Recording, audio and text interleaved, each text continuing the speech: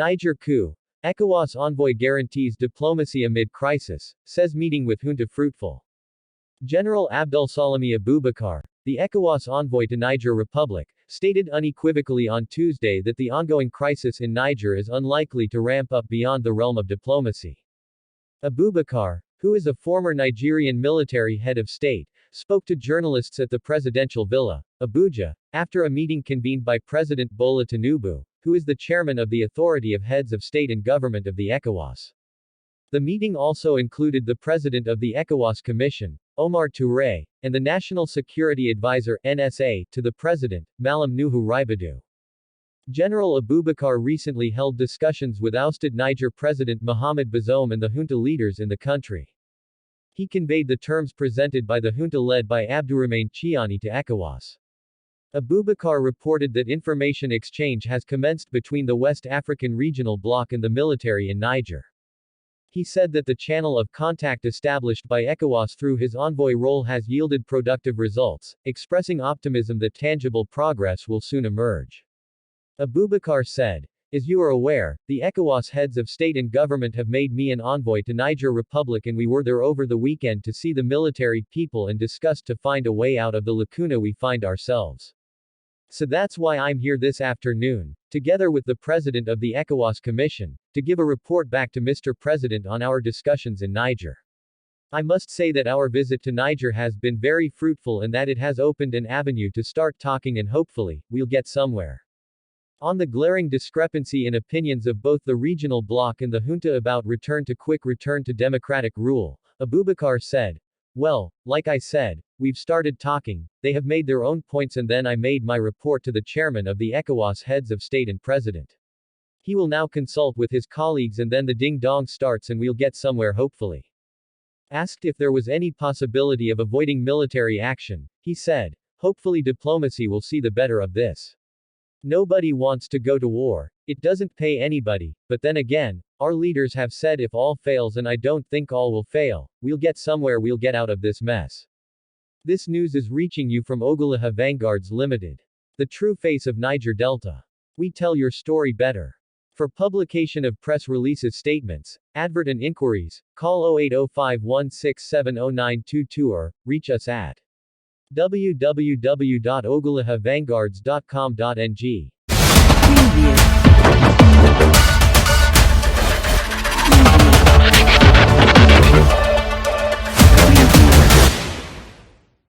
I'm Julia Sondu, showing you where development is happening. Please come and join us. On 19th of August 2023, Mali and Burkina Faso send warplanes to Niger in response to potential military intervention. Two countries turn commitments into action by deploying warplanes, says Niger's state television.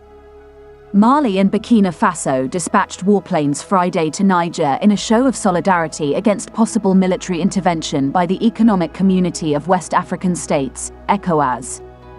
A report aired on Niger's state television highlighted joint efforts by Mali and Burkina Faso in support of Niger and the deployment of warplanes within Niger's borders. Mali and Burkina Faso turned their commitments into concrete action by deploying warplanes to respond to any attack on Niger, it said, noting the planes were Super Tucano fighter jets. During a meeting Friday of the ECOWAS Chief of Staff in Ghana, the date of the impending military intervention in Niger was not disclosed, but the bloc declared that its military forces were ready to intervene as soon as orders were given. Burkina Faso and Mali, both under military leadership, previously released a statement of support for Niger against the planned ECOWAS military operation to alter the course of the coup in Niger. It warned that any intervention would be seen as a declaration of war against Burkina Faso and Mali. General Abdourahmane Chiani, the former commander of Niger's Presidential Guard, declared himself the head of a transitional government last month after President Mohamed Bazoum was ousted in a military coup. But how did Russian warplanes got into the hands of Malian forces and Burkinabe's military? Well, according to VOA News, August 10, 2022, Mali receives military aircraft from Russia. Mali's military government has received several fighter jets and helicopters from Russia, which has become a close and controversial ally in its fight against Islamist militants. The aircraft were handed over during a ceremony at Bamako's airport, with Malian President Assimi Goïta and Russian Ambassador Igor Gromyko present. Photos of the aircraft were posted to the official presidential Twitter page, with Russian state media RIA saying the delivery consists of Sukhoi Su-25 fighter jets, L-39 Albatros jets and attack helicopters. Malian Defense Minister Sadio Kamara said in a speech on Malian state TV channel ORTM that an even larger number of aircraft were delivered. "Here we are just showing a part of what was delivered," he says. The rest, of course, are being engaged in operations at the moment that this ceremony is being held. The French army is in the final stages of withdrawing from Mali, after French President Emmanuel Macron announced the withdrawal of forces in February, following increasing tensions with Mali's military government and concerns over Mali working with Russian mercenaries. On 20th January 2023, Mali got more warplanes, helicopters from Russia. Mali's military rulers received more warplanes and helicopters from Russia, the latest in a series of deliveries from its new top military and political ally. 8 planes and 2 helicopters were counted at a ceremony attended by Russian Ambassador Igor Gromyko and the head of Mali's junta, Colonel Assimi Goïta. Mali's military said the shipment included Sukhoi Su-25 attack planes designed to support ground troops, and the Czech-designed Albatros L-39. L-39s, while initially designed for training purposes, have also been used as attack aircraft. Bamako also received Mi-8s, a Soviet-designed Russian transport helicopter that, as well as transporting troops and equipment, can be fitted with weapons to defend ground troops. Malian officials did not give a detailed breakdown of how many of each aircraft had been delivered, and while they say they purchased the weapons, they have released no details of the transactions. This is the latest in a series of similar Russian deliveries of military equipment, following others in March and August 2022. The West African country has been fighting a jihadist insurgency as well as a political and humanitarian crisis since 2012.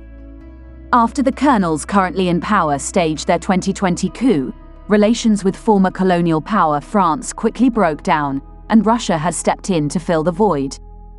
Multiple sources say the junta started bringing in paramilitaries from the Russian group Wagner from late 2021, provoking criticism from several countries. The military rulers have denied the allegations, saying it has simply revived long-standing links with Russia and its army. The 17th of March 2023, Mali receives more fighter jets from Russia. The head of the military junta, Colonel Assimi Goïta, handed over the keys of 7 aircraft to the Air Force on Thursday, March 16th. The official handover ceremony of the military aircraft took place at the presidential pavilion of the President Modibo Keïta International Airport in Bamako. It was attended by several personalities including Prime Minister Choguel Maïga, the head of the National Transition Council, Colonel Malik Diaf, the Minister of Defense and Veterans, Colonel Sadio Kamara and the Russian ambassador to Mali, Igor Gromyko. Since the second putsch in May 2021, rapprochement between Bamako and Moscow has continued. Among the aircraft on display were 4 Russian-made L-39C Albatros light ground combat aircraft, Reg. TZ-10C, TZ-15C, TZ-34C, TZ-36C, and 3 Bayraktar TB2 UAVs from the Turkish company Baykar. These acquisitions could further contribute to the development of the Malian Armed Forces, FARMA. The L-39s are generally used for attack, reconnaissance and border surveillance missions. They can also be used to support the movement of ground troops. The handover is in addition to the one that took place last January, during which Mali ordered several aircraft from Russia.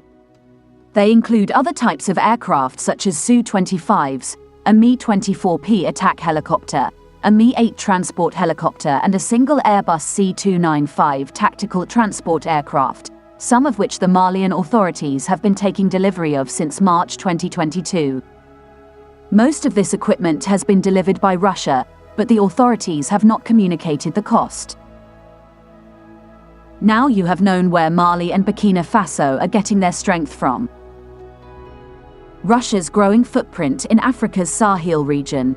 The war in Ukraine has not stopped Russia's activities in Africa. Over the past year, the Wagner Group, in particular, has taken advantage of France's and other Western countries' worsening relations with Sahelian states. Despite Russia's military struggles in Ukraine, Moscow has not cut back its ambitions in the global south. Over the past year, Russia has doubled down its focus on Africa's Sahel region, a troubled part of the continent that spreads roughly from Senegal to the Red Sea. Through the infamous Wagner mercenary group, Moscow is inserting itself in countries such as Mali and Burkina Faso and is taking advantage of Western policy missteps, growing anti-European sentiment. Mali-Russia relations.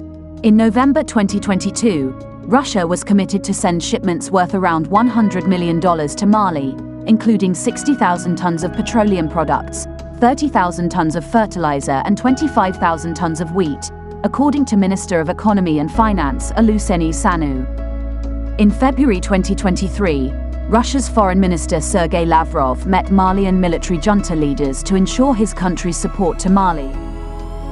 This is the end of our program today. See you on Intervlog same time tomorrow. Thanks for watching. Please like and subscribe to my channel and press the bell icon to get new video updates. Thank you for watching Intervlog.